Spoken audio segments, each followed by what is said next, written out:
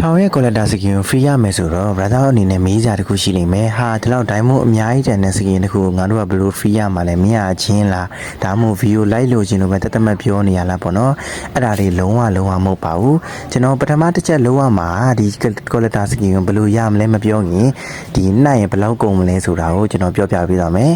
တခုကန်ကောင်းတာအရင်တော့ဆိုရင်ကျွန်တော်တို့ collector skin တစ်ကောင်ကို3000ကနေ6000ပေးရတယ်ပေါ့နော်ဒါကတော့ကန်ကောင်းရင်ကောင်းတယ်လို့ကိုကန်ပေါ်ပဲမူတည်တယ်ဒါပေမဲ့အခု collector event တွေက brother တို့တတိထားမိလာတော့မသိဘူးကျွန်တော်အဲ့လိုမထင်တော့ဘူးပေါ့နော်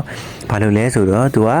အတိထွက်သမျှစကီနေအကုန်လုံးကိုကျွန်တော်တို့82ကြိမ်မှာအသေးချာပေါက်ရလိမ့်မယ်ပေါ့နော်ဒီတက်ကန်ကောင်းတဲ့လူဆိုရင်ကျွန်တော်တို့အချိန်90ကျော်60လောက်နဲ့လည်းရသွားတဲ့သူတွေလည်းရှိရပေါ့နော်ရှိပြီးသားစကီနေပြန်ပေါက်သွားခင်လည်းတော်တော်လေးကိုကောင်းတယ်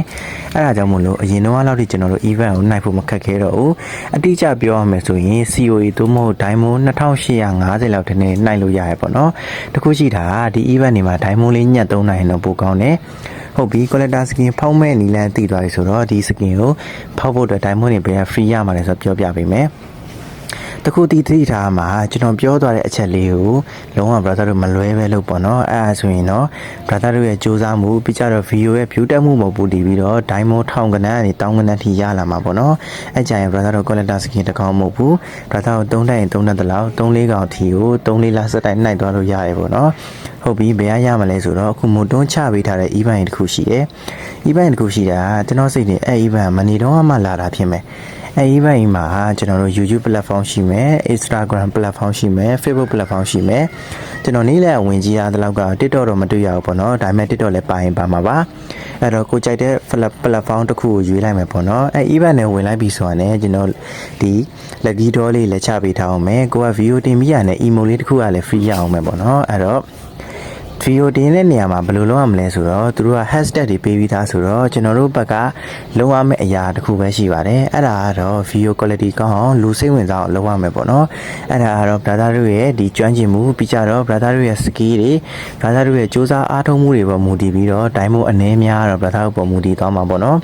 hashtag တွေကလည်းအကုန်ပေးပြီးသားဆိုတော့ brother တို့ကြိုက်တဲ့ platform ပေါ်မှာတင်ပြီးကြရတယ်ဒီ mobile chat တွေမှာရှိတဲ့ event တွေကနေပေးပို့လိုက်အောင်ပဲပေါ့နော်တခုရှိတာ event တွေက mobile chat တွေကပဲဝင်ရမှာပါကျွန်တော်ကိုယ်တိုင်လည်း link မချပေးသလိုဒီဘယ်သူမှလည်းတုံဆို link မချပေးဘူးပေါ့နော်အဲ့တော့ brother တို့ account တွေပါမှာ hack ခံရမှာဆိုပြီးတော့စိုးရိမ်နေသူတွေလည်းဘာမှစိုးရိမ်စရာမရှိတော့ဘူးပေါ့နော်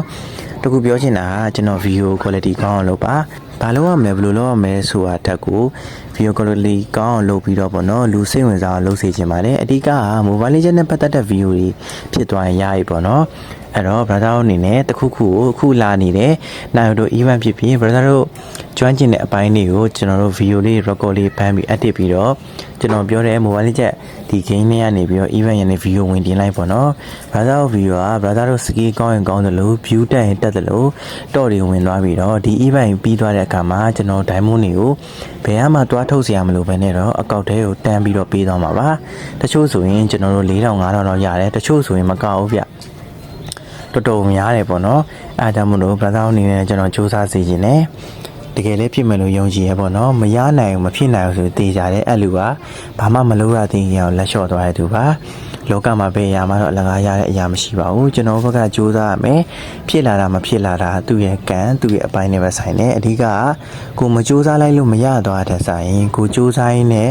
ကြာရှုံးသွားတာတော့ဘာပြောခံစားတယ်ဟာငါမလုပ်လိုက်လို့မရသွားဘူးဆိုတဲ့ဆိုင်တော့ဒီဘက်ငါလုပ်တာပဲငါစူးစမ်းခဲ့ရပဲငါစူးစမ်းခဲ့ရတာနဲ့မဖြစ်တာတော့ငါဘက်ကမဆိုင်ဘူးဒါကံနဲ့ဆိုင်ရင်ဆိုင်တယ်သူတို့နဲ့လည်းဆိုင်ရင်ဆိုင်တယ်ပေါ့နော်